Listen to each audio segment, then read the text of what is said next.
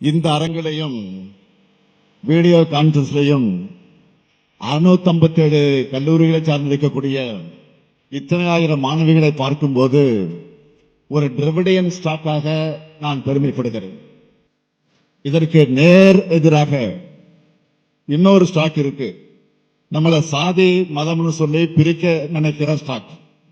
வளர்ச்சியை பத்தி யோசிக்காம வன்முறை எண்ணத்தை தூண்டிவிடக்கூடிய வன்மம் பிடிச்ச ஸ்டாக்.